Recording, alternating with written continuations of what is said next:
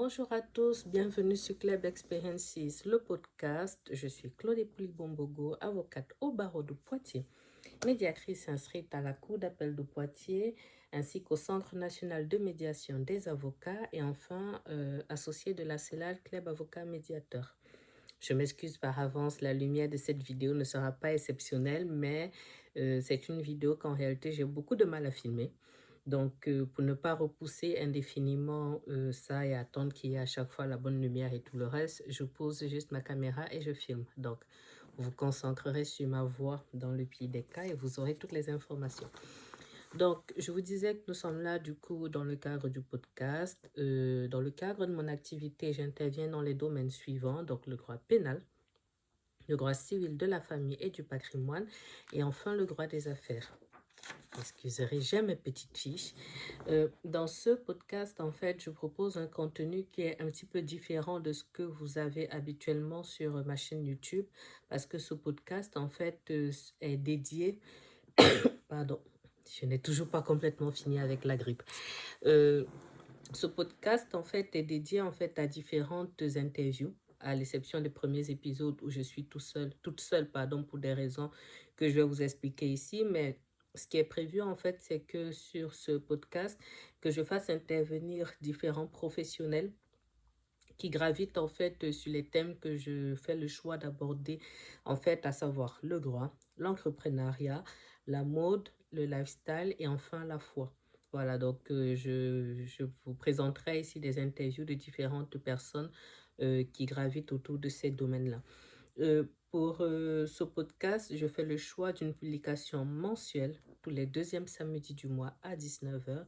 Donc, sur différentes plateformes, sur YouTube en premier parce que c'est la maison, mais ensuite sur différentes plateformes pour le podcast, à savoir Spotify, Apple Podcast, Deezer, et c'est tout, je crois. Si je trouve une autre plateforme d'ici là, je mettrai dessus, mais pour le moment, c'est à cela que je me limite. Euh, pardon. Donc, comme je vous disais, en fait, sur ce podcast, pour les premiers épisodes, en fait, j'ai choisi de faire un témoignage sur l'acquisition de mes locaux professionnels que je ferai en plusieurs épisodes. Je crois que finalement, il y en aura 6. Il y en aura 6. Je fais plusieurs épisodes, en fait, pour que ce ne soit pas indigeste, parce que c'est un témoignage qui, en réalité, euh, s'étale sur plusieurs années. J'aborde essentiellement l'aspect professionnel du coup, puisque c'est une acquisition de locaux professionnels. Et j'aborde en fait sur un angle particulier qui est l'angle de ma foi chrétienne. Ça me permet en fait de faire ici un gros disclaimer. Euh, je sais que vous appréciez mon contenu si vous êtes là. Euh, je vous remercie pour cela. Toutefois, avant d'être avocat, avant de faire beaucoup de choses dans ma vie, je suis d'abord une femme de foi. Et dans ces premiers épisodes de podcast, je vous explique en fait comment ça s'est passé pour l'acquisition de mes locaux professionnels, mais je vous explique ça sous le prisme de la foi. Donc, si c'est quelque chose qui ne vous intéresse pas, je le comprends, je le respecte. Dans ce cas, je vous proposerai de vous arrêter dès à présent. Vous n'êtes pas obligé de suivre toute la suite parce que si vous suivez toute la suite, je vais vous parler de ma foi très souvent et ça va rapidement vous étouffer et vous allez vouloir mal commenter et je vais vous bloquer et ce sera intéressant pour personne. Voilà, parce que je ne vais pas tolérer le manque de respect, mais je vous souhaite quand même d'écouter parce que même si je vais faire une vidéo dédiée aux leçons que j'ai tirées, j'ai fait le choix de témoigner parce que d'autres ont témoigné avant moi. Donc d'abord parce que quand le Seigneur fait des choses pour nous, il faut qu'on le témoigne, il faut qu'on puisse le dire publiquement.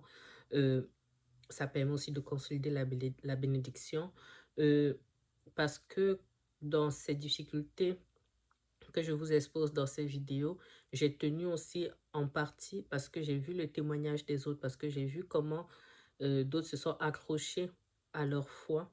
Malgré les difficultés, ça les a aidés à tenir. Donc moi aussi, ça m'a aidé à tenir. Ça m'a aidé en fait de voir ce que Dieu a pu faire à travers ces personnes-là. Ça m'a fortifié. Et en retour, je voudrais pouvoir fortifier, même si c'est juste une personne qui, à travers cette série de vidéos, est édifié, est fortifié dans sa foi, pour moi, ce serait une victoire. Voilà, donc c'est ça en fait le sens du témoignage et montrer aussi qu'on ne peut rien accomplir tout court sans Dieu et encore plus lorsqu'on veut accomplir de grandes choses, on ne peut rien faire sans Dieu. Donc c'est un ensemble de choses, c'est pour ça que c'est important pour moi et c'est pour ça que c'est aussi difficile pour moi, pour être honnête, ce sont des vidéos que j'ai un peu de mal à filmer parce que je me dévoile un peu plus et ce n'est pas un exercice qui est très aisé. Voilà. Ceci étant précisé, vous l'avez déjà lu, ce second épisode s'intitule L'illusion de la réussite. Pourquoi? Parce que cet épisode va porter du coup sur l'année 2022. Et sur l'année 2022, il s'est passé pas mal de choses. En fait, là, je filme un peu plus tôt cette vidéo, pardon, de telle sorte que j'ai la possibilité de documenter un petit peu. Vous verrez que,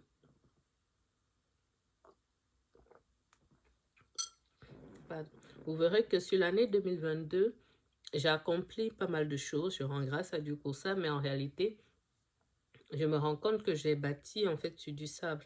Donc, j'ai eu des avancées sur la partie professionnelle, de belles avancées, mais je bâtissais sur le sable parce que tout ce que j'ai bâti en 2022, en réalité, je l'ai perdu par la suite et je vous raconterai étape par étape, mais déjà, je vais pouvoir vous présenter en fait ce que j'avais déjà pu accomplir. Pardon. Je vous ai expliqué dans le précédent épisode, donc si vous ne l'avez pas encore écouté ou vu, je vous invite à le faire, donc qui s'intitule aussi Acquisition de locaux professionnels, épisode 1. Je vous invite à l'écouter, comme ça vous permettra en fait, ça vous permettra d'avoir la continuité, de mieux comprendre en fait ce qui a pu se passer, l'état dans lequel j'ai été à différents moments. Donc, l'illusion de la réussite, fin 2021, comme je vous disais, j'étais assez désabusée parce que j'avais mis en place un certain nombre de choses et les choses, en fait, commençaient à dégringoler, on va dire ça comme ça. Les choses commençaient à mal se passer et j'étais un peu désabusée. Honnêtement, j'étais un peu dégoûtée parce que je me disais que j'avais fait un maximum pour anticiper les choses et tout. Toujours est-il que je commence en fait la nouvelle année dans cet état d'esprit-là. Dieu merci, ça ne va pas durer parce que comme je vous disais dans la précédente vidéo, je termine en fait 2021 sur un fichage bancaire parce que j'avais des travaux à gérer à titre personnel.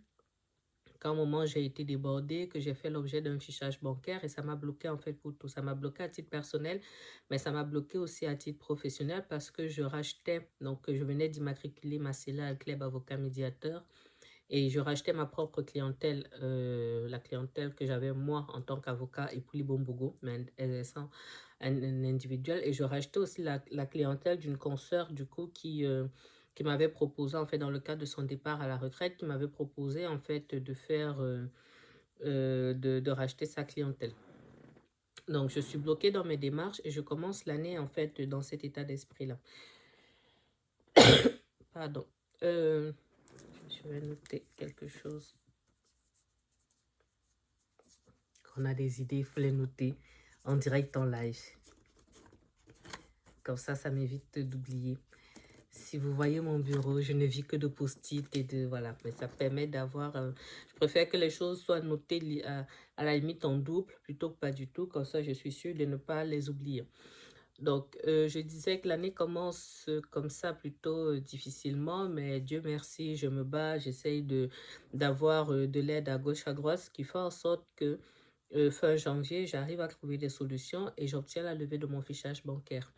J'étais un petit peu dégoûtée aussi parce que, comme je vous disais dans le précédent épisode, avec mon ancien conseiller bancaire, on avait déjà trouvé des solutions. Je lui avais présenté le projet, j'avais déjà son accord de principe et tout le reste. On était vraiment déjà parti. Et en fait, au moment où je résous mon problème, que j'essaye de repartir du coup vers la banque, on me dit que le gars, il a été, au départ, il avait été muté en fait dans une autre agence. Après, pardon, ce n'est plus ça, c'est qu'il ne travaille plus pour la banque en question. Bref, ça part un peu dans tous les sens. Donc, je reprends les démarches bancaires.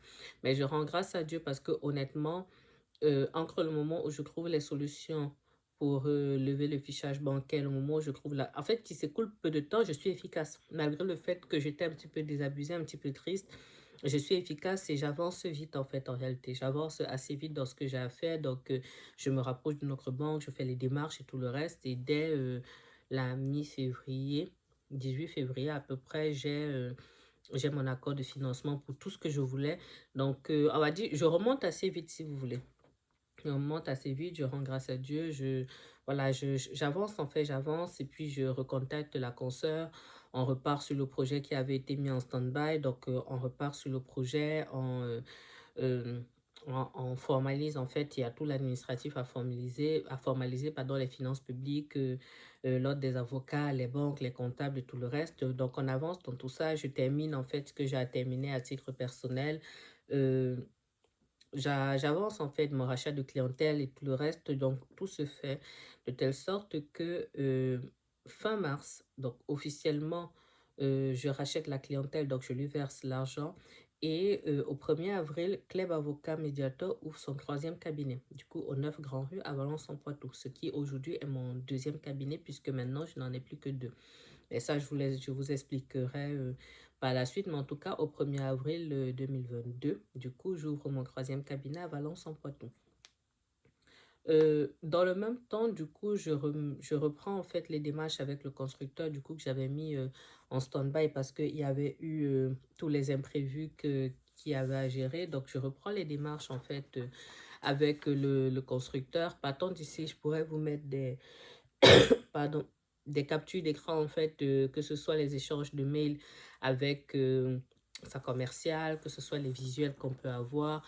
Honnêtement, ça repart bien. Ça repart bien. C'est-à-dire que 2022 est une année qui, en gros, est plus difficile, est plus intense que l'année 2021, mais c'est une année au cours de laquelle j'accomplis des choses. Donc, je suis plutôt contente. Un peu dégoûtée, comme je vous avais dit au début, mais objectivement, j'avance. Moi, en soi, la difficulté ne m'a jamais fait peur dès lors que j'avance, dès lors que lorsque je me retourne, j'ai la possibilité de me dire, ah, mais il y a un mois, j'étais à tel niveau, aujourd'hui, je suis à tel autre niveau. Moi, c'est la seule chose qui m'importe. Donc, j'ouvre le 3e cabinet. Je vous réexpliquerai un peu sur la partie club avocat, mais je vais d'abord vous parler du coup de la partie projet acquisition de locaux professionnels, puisque vous l'aurez compris, je partais sur une construction. Donc, au départ, on était sur un bâtiment.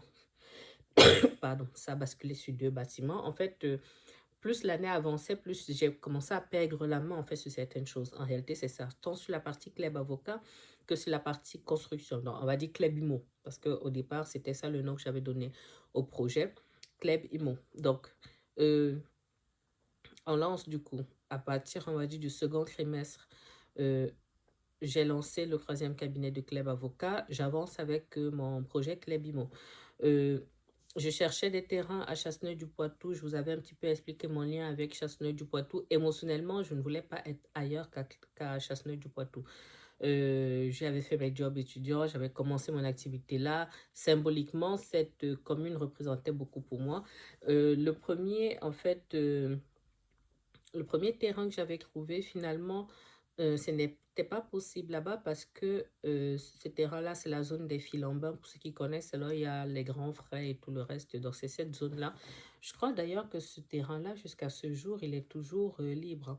En fait, c'est un terrain où on sent en fait que les gens avaient voulu construire un spa. Et après, ça ne s'est pas fait parce que c'était aussi la période, vous voyez, on va dire un peu fin de Covid, hausse des matières premières et tout le reste. Donc, c'était compliqué un petit peu pour tout le monde. Et cet endroit-là me semblait parfait, en fait, pour le projet que je voulais faire. Sauf que lorsque je me rapproche, en fait, de la mairie et de la société, en fait, qui faisait la promotion du terrain, on m'explique que pour mon projet mixte, ça ne passera pas là-bas. Parce qu'en réalité, au début, je partais sur un projet mixte, c'est-à-dire que je voulais un immeuble, mais un immeuble, en fait, sur lequel il y aurait une partie club avocat, on va dire à l'étage, peut-être juste le 2e ou alors 2e, 3e. Et après, rez-de-chaussée premier, je partais sur des appartements de haut standing, pardon. Donc, je vous mettrai les captures d'écran, mais en gros, j'avais ça, en fait, c'était ça la maquette de mon immeuble. Donc, après, comme je vous dis, ça a évolué. Donc, on partait du coup là-dessus. Donc, moi, je voulais... Et vous voyez là où il y avait les balcons là, du coup, c'était la partie, en fait, de club avocat. Et plus bas, c'était les appartements. Et j'ai toujours voulu faire, en fait, des appartements de haut standing. Donc, pour pouvoir en fait me démarquer, bon, d'abord, c'est ce qui me plaît, c'est ce qui me convient. Et puis, tant qu'à faire, s'il faut faire des choses difficiles, autant mieux faire des choses qui me plaisent. Donc, j'aime le luxe et je me disais, voilà, c'est du haut standing. On n'est pas loin du Futuroscope. Donc, ça fait en fait une demande, mais une demande particulière, on va dire ça comme ça, puisque dans la zone du Futuroscope, il y a déjà différents hôtels pour différents, comment dirais-je, niveaux, différents budgets, on va dire ça comme ça. Donc, vous partez vraiment des plus petits, entre guillemets, tout ce qui est Ibis budget, Campanile, Formule 1, les trucs comme ça, jusqu'au Mercure, Novotel, qui sont des 4 étoiles.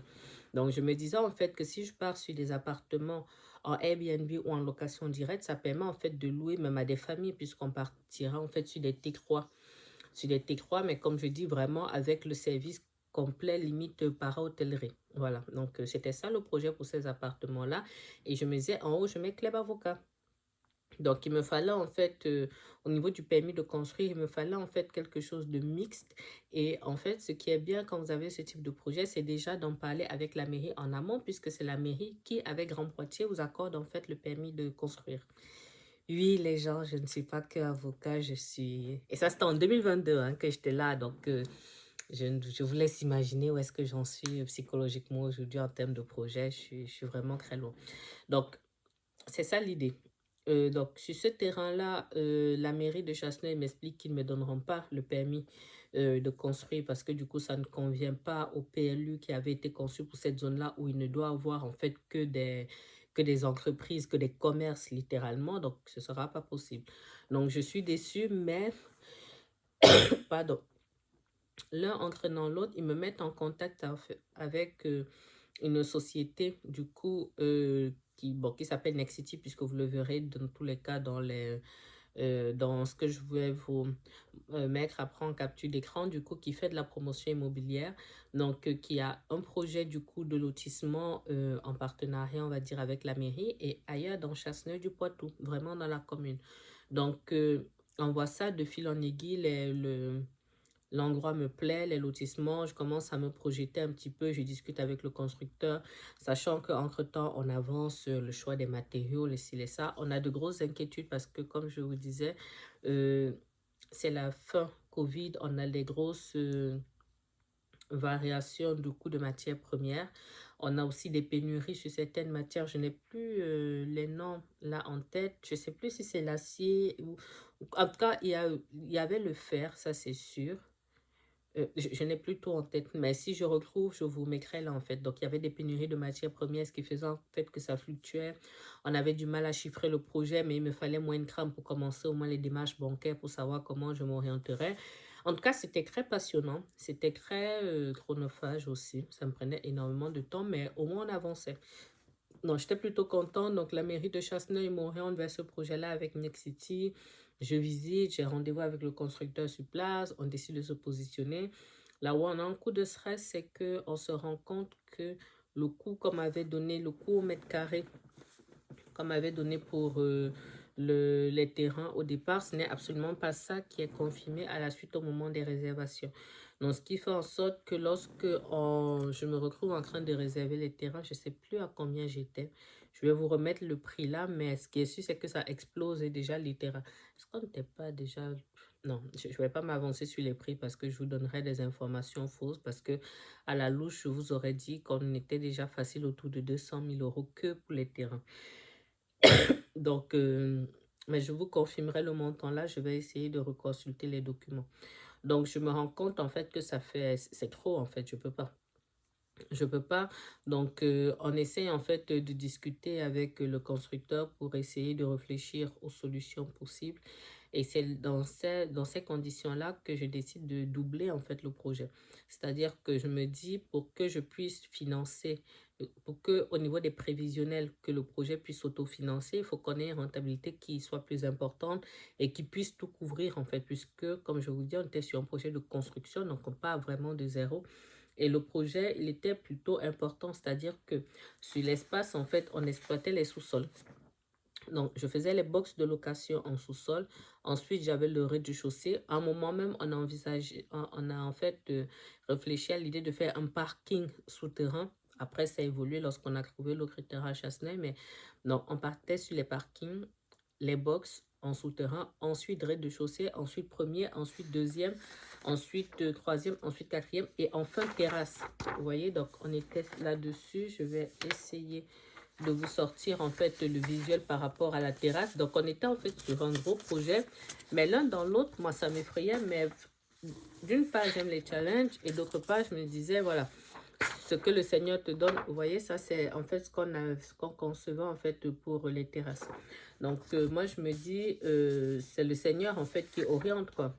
Ouais, et ça c'était en fait la configuration par rapport aux box. Donc ça nous faisait en fait une salle d'archives pour Club Avocat et puis les box aussi on pouvait les louer parce que l'idée c'est que lorsqu'on s'est rendu compte que les terrains coûtaient beaucoup plus cher que ce que j'avais ce qu'on avait anticipé, il fallait, comme je vous dis, il fallait qu'on trouve le moyen de financer. Dans tous les cas, il aurait fallu l'expliquer à la banque. C'est pour ça qu'on double le projet et on décide de partir sur deux immeubles. Un immeuble purement professionnel et un immeuble d'appartement. Donc, je pars sur un immeuble de 8 appartements et un immeuble, du coup, où les deux derniers étages, ce sera Club Avocat et les deux premiers, je pourrais louer à d'autres entreprises. Sachant qu'à l'arrière des terrains, voilà, je me dis, je pars sur un espace piscine et tout le reste. Donc, le projet a beaucoup grossi. Donc, j'ai peur, mais après, matériellement, je me dis, bon, dans tous les cas, l'idée d'avoir ces locaux professionnels, le projet est bon.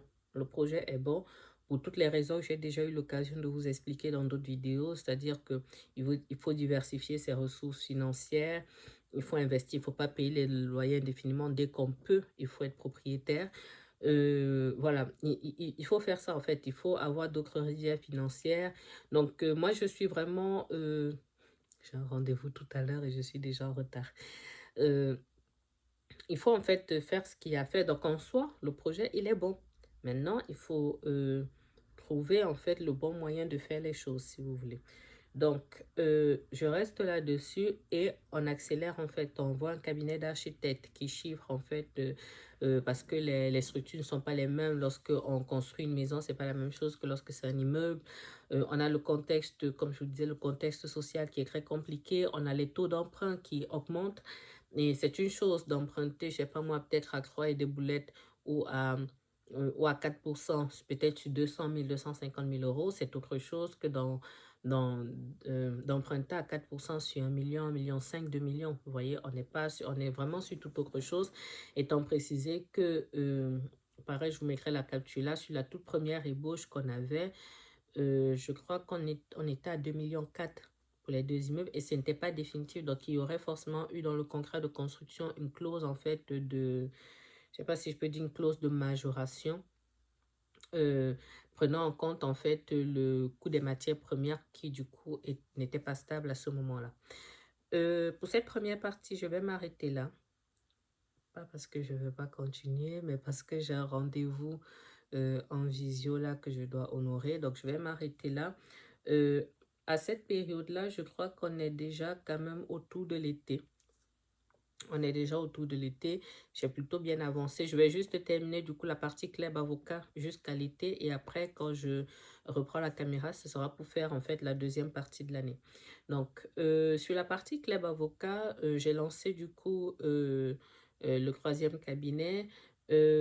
Il y a des choses que je n'ai pas anticipées sur Club Avocat, très honnêtement, et qui vont me poser difficulté assez rapidement. C'est que, comme je rachète une clientèle à Coué, en fait, il faut faire un peu la partie sociale où il faut rencontrer en fait les uns et les autres. On me présente la notaire du coin, le commissaire de justice, anciennement huissier du coin, essayer de rencontrer en fait un maximum de personnes. Il faut essayer de rencontrer un maximum de clients, en même temps ouvrir les dossiers qui étaient sous le nom de l'ancienne consoeur, sous le nom de Club Avocat, faire les démarches en fait administratives, RPV et autres pour indiquer que maintenant c'est moi qui prends la suite, de présenter aux clients et tout. J'étais à Chasseneuil-du-Poitou à ce moment-là, donc j'embauche une secrétaire en plus. Je crois que j'ai aussi un stagiaire en plus. Je fais les trajets en plus que je ne faisais pas au début, donc je fais les trajets en plus. Je suis obligée de ralentir sur les permanences. Donc, mes charges augmentent de manière drastique. Le chiffre d'affaires augmente aussi, mais après, je vais me rendre compte que ça ne suit pas dans les mêmes proportions. Mais toujours est-il qu'il y a cette augmentation, mais surtout, il y a une grosse augmentation de la charge de travail. Il y a une grosse augmentation de la gestion de l'humain. Et je pense que ça fera partie aussi des leçons. L'une des difficultés que j'ai rencontrées, que objectivement je ne pouvais pas anticiper, c'est que gérer l'humain, ah mais c'est un truc que... Je préfère de très très loin être juste avocate, on va dire ça comme ça, plutôt que être chef d'entreprise, plutôt qu'être manager. Parce que ça graine, si vous voulez. Gérer l'humain, c'est prendre le temps d'écouter chacun, comment vous allez, connaître un petit peu la famille de chacun. Pas forcément dans les détails, mais suffisamment pour savoir que, par exemple, si vous avez des secrétaires qui sont plutôt mères poules, si leurs enfants vont mal, bah, elles aussi, elles vont aller mal. Donc, il faut un peu les écouter, se soucier de temps, gérer un peu les relations entre les uns et les autres parfois parce que X ne supporte pas Y et que vous devez faire tampon, il faut prendre les décisions de ci, de ça, il faut gérer.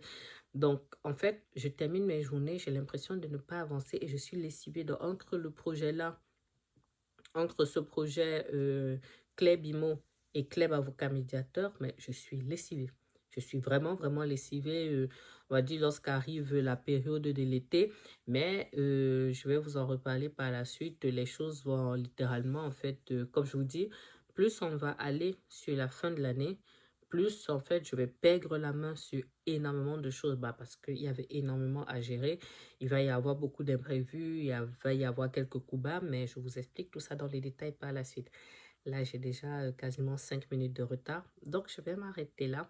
Pour vous, il n'y a pas de différence, mais pour moi, je vais m'arrêter là et je vais honorer du coup mon prochain rendez-vous. Vous voyez qu'il faut bosser dur, hein. Il est 20 h et c'est là que je fais un rendez-vous, mais c'est sur Zoom, mais je ne suis pas prête de déboucher. À tout de suite pour vous. De retour ici pour la suite de mes aventures sur l'année 2022. Donc, j'étais sur la seconde moitié de l'année. Donc, comme je disais, été jusque début septembre, je charbonne à fond, même si j'arrive à prendre quelques jours de repos.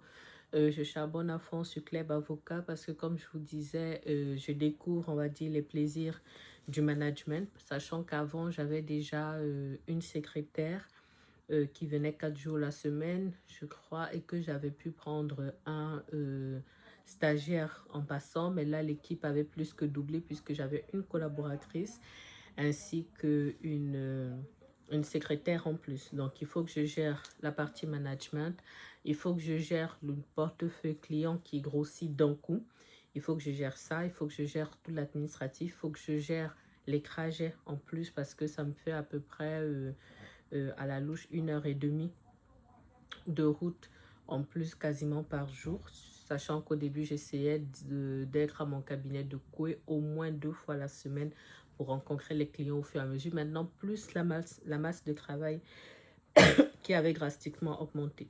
Donc, sans surprise, je me retrouve naturellement assez rapidement en difficulté. Je suis très fatiguée.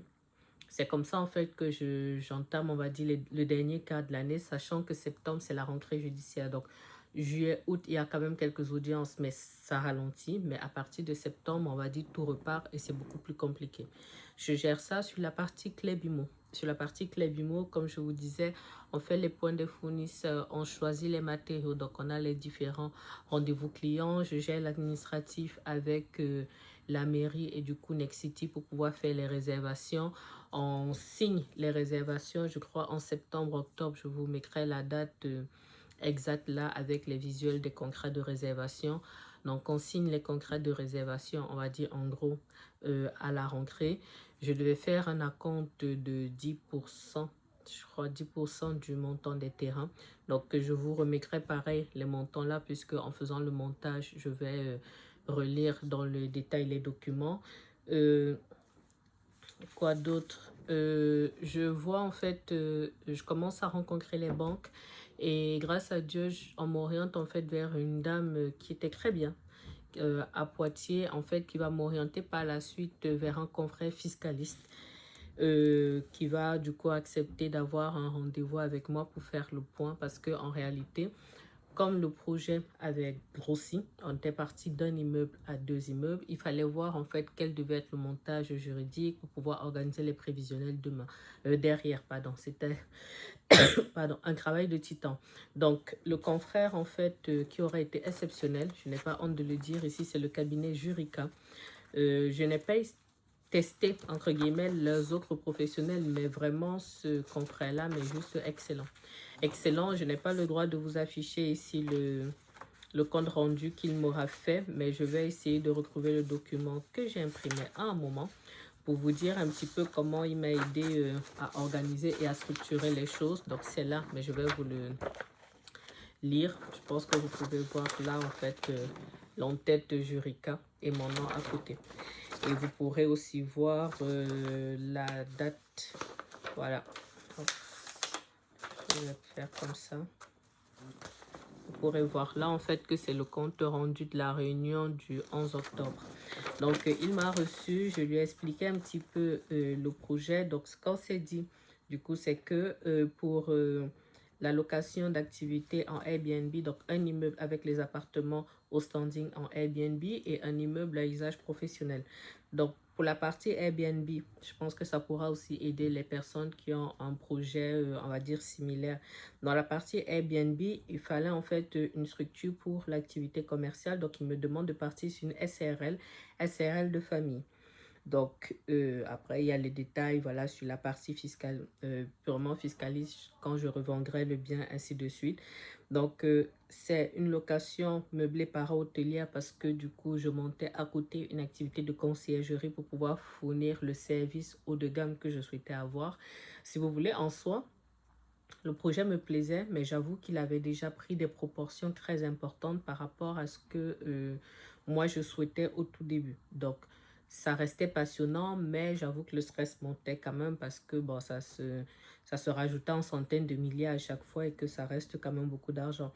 Donc, activité meublée para-hôtelière, donc des 4 services suivants: linge de maison, ménage, accueil, petit déjeuner.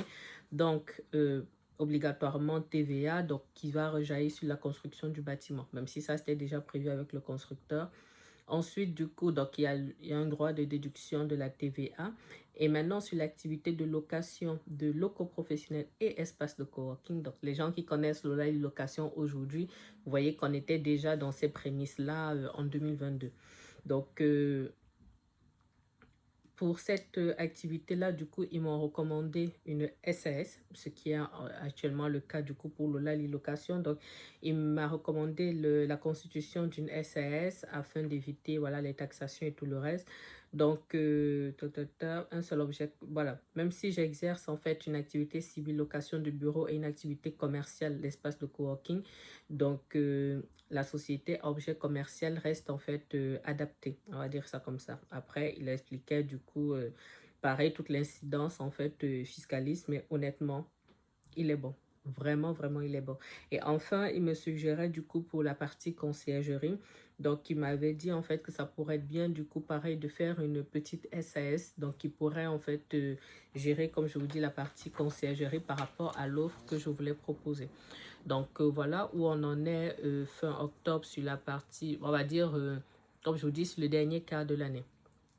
Donc, j'avance avec le confrère, j'ai déjà des contacts bancaires, le projet prend forme. Je me demande même si c'est pas à ce moment-là que je prends attache du coup avec un autre comptable dont je vais me séparer par la suite, mais je vais essayer de faire la recherche, mais je prends attache normalement puisque j'étais censée travailler sur les prévisionnels. Donc, soit je vais contacter le comptable, soit on va me recommander du moins ce comptable-là sur la fin 2022, soit ce sera courant 2023. Donc, je vérifie l'information et je vous la mets là. Donc, on en est là. Comme je vous dis, on avance plutôt bien. Ce qui est vraiment une bonne chose, c'est que je m'adapte bien aux imprévus. Ça veut dire que j'ai les rendez-vous. Désolée, c'est la femme de ménage qui passe l'aspi juste à côté. Euh, je fais les rendez-vous du coup avec la mairie chargée de l'urbanisme en avance en fait. Donc, je sais déjà que même si ça va prendre du temps pour le permis de construire, je l'aurai parce que j'essaye déjà en amont de me caler pardon, sur le desiderata. Donc, on avance. Je suis très occupée, on va dire ça comme ça, mais je suis contente parce que ce sont des belles choses, parce que je prépare mon avenir, que j'ai des projets perso dans le même temps. Je me dis que voilà, l'un dans l'autre, ça va se goupiller. Pareil sur la partie club avocat, même si je suis fatiguée, on va dire je sacrifie ce qu'il faut parce que je me dis que avant que Club Avocat ne rachète du coup le cabinet de Coué, Club Avocat était déjà viable. Club Avocat fonctionnait plutôt bien. C'est d'ailleurs pour ça que l'expansion a été. Donc, mais je me disais du coup, les bénéfices que je pourrais avoir de... je ne sais pas si je peux dire du surcroît d'activité, mais de l'évolution positive de Club Avocat pourra aussi aider dans le cadre des demandes de financement en fait pour mon projet immobilier, puisque les banques en fait étudient la situation globale de la personne. Je suis occupée, je vous fais signe. Donc, étudie la situation globale de la personne et du coup, l'inquiétude, si vous voulez, par contre, à ce moment-là, c'est la question de la hausse des matières premières qui est quand même une vraie préoccupation. On ne sait pas à quel moment ça va se stabiliser et on est quand même sur des immeubles, donc les fouilles, les fondations seront quand même profondes, les problèmes de fer, l'acier, ainsi de suite. Il y a quand même de grosses inquiétudes. Il y a la question des tuiles, même si ça va venir tout après, mais on a ça comme inquiétude, mais dans l'ensemble, on est plutôt bon. C'est dans là que, on va dire, mes malheurs vont s'accentuer ou grossir. Je vais me prendre, en fait, entre justement la fin d'année 2022 et on va dire, le premier tiers 2023, une série de gros coups émotionnels. Mais pas que, en fait, je vais me prendre, bon, pas forcément dans l'ordre, mais de gros coups, en fait, qui vont m'affecter sur le plan amoureux, sur le plan familial, que ce soit ici ou au Cameroun, sur le plan financier, sur le plan de mon activité, mais des coups violents. Des coups violents, je ne peux pas les expliquer ici, mais toujours est-il que, on va dire, je vais un petit peu passer en mode suivi. Je vais passer en mode suivi parce que il y a une fatigue physique qui s'installe du fait de mon activité, de tout ce que je gère. Il y a on va dire, une fatigue et surtout un mal-être qui vont s'installer, mais de manière très insidieuse, de telle sorte que je ne vais pas le remarquer au début. Je ne vais pas le remarquer au début, je vous en reparlerai dans l'épisode pour l'année 2023, parce que je vais m'en rendre compte, en fait, quand j'aurai déjà plongé, littéralement, parce que lorsque les malheurs arrivent, lorsque les mauvaises nouvelles tombent et vous impactent vous ou un membre de votre famille ou des problèmes de santé, ainsi de suite, vous êtes en fait dans la suivi.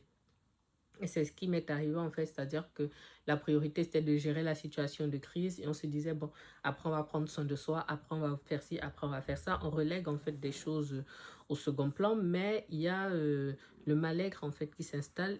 Comme je vous dis, il y a un impact financier qui est très important, de telle sorte que je commence en fait aussi à prendre du retard dans ce que je dois faire. Donc, je devais régler la compte, en fait, pour l'architecte qui devait travailler dans le détail sur le projet. Donc, je commence à prendre du retard là-dessus.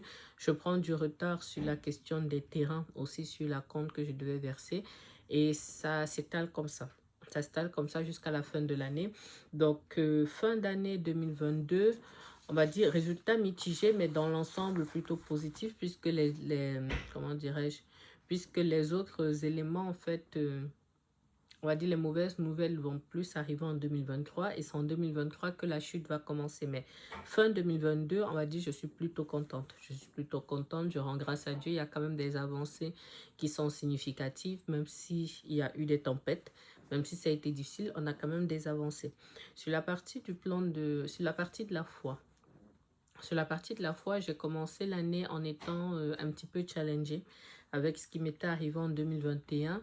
Et quand je suis sortie de là, on va dire sur l'année 2022, les difficultés de début d'année n'auront pas duré longtemps parce que comme je vous ai dit, dès la fin du mois de janvier, j'étais déjà en sortie d'interdiction bancaire, ainsi de suite. Donc, j'étais plutôt contente. Et puis, il y a eu quand même des événements très positifs. Il y a eu l'ouverture du coup du cabinet de Coué, il y a Club qui a vraiment bien grossi. Il y a eu du coup, il y a eu les terrains qui ont été trouvés, les démarches qui ont bien avancé avec la mairie. Il y avait des choses vraiment positives. Donc j'étais plutôt dans l'action de grâce, même si avec ce que j'avais vécu en début d'année, j'avais beaucoup lu le livre de Job, que je vous invite de nouveau à lire parce que pour moi, Job en fait est celui qui aura le plus souffert dans la Bible. Non, je vais m'exprimer autrement. Ce n'est pas celui qui a le plus souffert dans la Bible, mais c'est celui dont l'histoire me parle le plus. Et c'est celui dont la foi, malgré l'épreuve, me challenge. Voilà, on va dire ça comme ça. Parce qu'en réalité, les personnes qui ont eu des épreuves de foi vraiment très compliquées, vous en avez d'autres aussi, hein, vous avez Joseph, ainsi de suite. Mais l'histoire de Job, ça me parle toujours particulièrement. Donc, ce que j'avais décidé début 2022, c'était de ne plus jamais murmurer contre Dieu, de me dire que malgré l'épreuve, je resterai accroché à Dieu. Et je vous en parle beaucoup là parce que vous allez voir sur les années 2023-2024, ça va vraiment beaucoup me guider, beaucoup me driver. Je prie de plus en plus, même si je suis seule. J'écoute, on va dire, entre guillemets, j'intègre ICC en ligne. Ça veut dire que je suis beaucoup plus régulière. Je suis beaucoup plus... Désolée pour le bruit à côté. Hein. C'est toujours ça quand je suis là en journée que j'essaye de filmer. Il y a toujours un truc qui se passe. Donc, j'essaye en fait d'être régulière pour ICC, du coup plutôt en ligne. J'essaye de me renseigner sur ICC, on va dire en présentiel, mais j'avoue que j'ai beaucoup de mal. D'abord, ça fait longtemps que je ne suis pas allée à l'église. C'est une nouvelle église que je veux intégrer, mais je ne suis pas très à l'aise, on va dire peut-être avec les rumeurs qu'il peut y avoir à gauche, à droite. Je n'ai pas envie en fait d'intégrer ICC et qu'il se passe un truc qui va challenger ma foi. Et surtout, durant l'année, je crois que c'est la première fois que j'arrive en fait à partir à ICC, on va dire le siège. À l'époque, c'était Boissy-Saint-Léger. Et ça me challenge en fait. J'intègre les programmes de prière. J'essaierai de vous mettre les captures là. Les 24 heures de prière, les 48 heures non-stop de prière. Coup-ci, coup-ça, mais on va dire, je grandis un petit peu dans ma foi, mais ce n'est pas encore la folie. Et vous allez voir du coup notamment la différence avec la suite. Et voilà pour la fin de l'année 2022, comme je vous dis, qui dans l'ensemble aurait été plutôt une bonne année, même si c'est une année durant laquelle tout ce que j'aurais bâti n'aura pas tenu. Voilà, mais ça, je vous en reparlerai dans le prochain épisode. Donc, j'espère que cet épisode vous aura plu. N'hésitez pas à me partager, à me poser vos questions dans les commentaires. Je vous donne rendez-vous dans 4 semaines, donc deuxième samedi du mois à 19 h sur toutes les plateformes que je vous ai citées en début de vidéo. N'hésitez pas à vous abonner sur YouTube surtout et à partager ce contenu s'il vous plaît. Et en attendant, moi je vous remercie une nouvelle fois de m'avoir écouté et je vous dis à bientôt sur Club Experiences, le podcast. Au revoir.